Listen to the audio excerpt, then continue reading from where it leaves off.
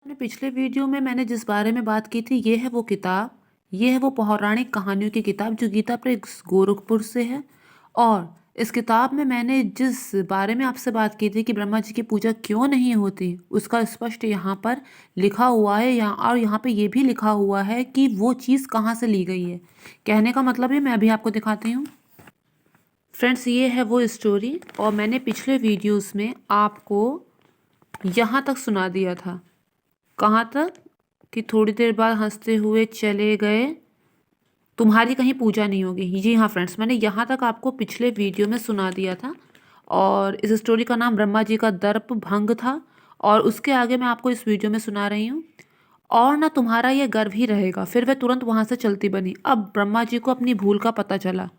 भूल क्या थी उनकी कि उन्होंने अपने पे घमंड किया था, बस यही भूल थी उनकी। वे दौड़े हुए भगवान जनार्दन की शरण में वैकुंठ पहुंचे। वे अभी अपनी गाथा तथा सापादि की बात सुना ही रहे थे, तब तक द्वारपाल ने प्रभु से निवेदन किया, प्रभु, बाहर दरवाजे पर अमुक ब्रह्मांड के स्वामी अष्टमुख ब्रह्मा आए हैं और श्री चरणों का दर्शन करना चाहते हैं। प्रभु की अनुमति हुई। अष्टमुख ब्रह्मा ने आकर बड़ी श्रद्धा से अत्यंत दिव्य स्तुति सुनाई। ब्रह्मा जी को इन ब्रह्मा के सामने अपनी विद्या, बुद्धि, शक्ति, भक्ति सब नगण्य दीख पड़ी। तदंतर ये अष्टमुख ब्रह्मा चले गए। इनके जाते ही दूसरे ही क्षण द्वारपाल ने कहा, प्रभु, अमुक दरवाजे पे अमुक ब्रह्मांड के अधिनायक षोडशमुख ब्रह्मा उपस्थित हैं तथा श्री चरणों का दर्शन करना चाहते हैं। भगवत आज्ञा से वे भी आए और उन्होंने पूर्वोक्त ब्रह्मा से भी उच्च श्रेणी की स्तुति सुनाई। उसी प्रकार एक एक करके षोडश मुख लेकर सहस्र मुख तक ब्रह्मा आते गए और उत्तरोत्तर उत्कृष्ट शब्दावलियों में अपनी अपना स्रोत सुनाते गए। उनकी योग्यता और निर्भिमानता देखकर अपने को प्रभु के तुल्य ही मानने वाले ब्रह्मा जी का गर्व गल कर पानी हो गया कि मैं तो चार मुखों वाला हूँ, यहाँ पर तो सहस्त्रों मुख वाले ब्रह्मा आगे चले गए। फिर भगवान ने गंगा स्नान कराकर उनके गर्भ जनित पाप की शांति कराई। और ये स्टोरी ली गई है ब्रह्मवे वर्त पुराण से।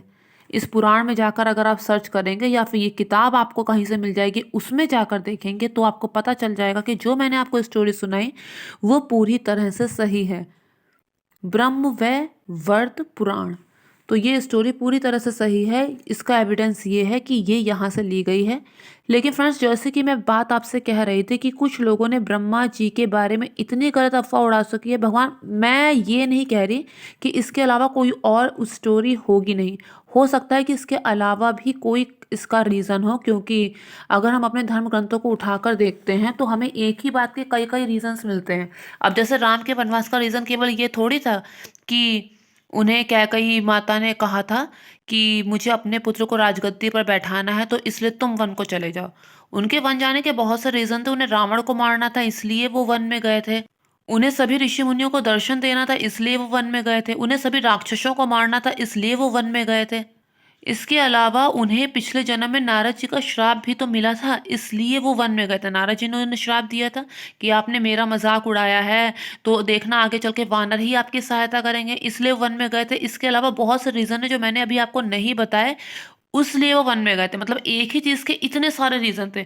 तो हो सकता है कि ब्रह्मा जी इस कल्प में, खाली इस कलयुग में नहीं पूजे जा रहे हैं, उसके पीछे और भी रीजन हो। लेकिन फ्रेंड्स, अगर हम अपना थोड़ा सा दिमाग लगाकर यूज करेंगे तो हमें पता चलेगा कि जैसा नेट में दिखाते हैं, जिससे मैं रिपीट भी नहीं कर सकती, कि ब्रह्मा जी के बारे में इतना गंदा गंदा फैला रखा है कि उन्होंने सरस्वती जी के साथ कुछ इस तरह की बातें जो नेट पर होती हैं, वो रीजन तो बिल्कुल नहीं होगा, क्योंकि ऐसे ही वो ब्रह्मा जी के पद पर विराजमान नहीं हुए हैं।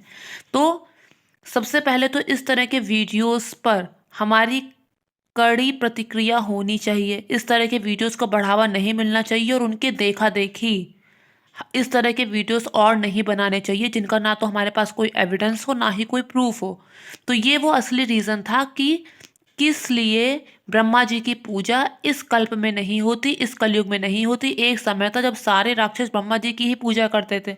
जैसा कि आपने देखा होगा कि रावण ने ब्रह्मा जी की तपस्या की थी और जितने भी राक्षस थे, हिरण्यकश्यप था उसने भी ब्रह्मा जी की तपस्या की थी, हिरण्याक्ष था उसने भी ब्रह्मा जी की तपस्या की थी।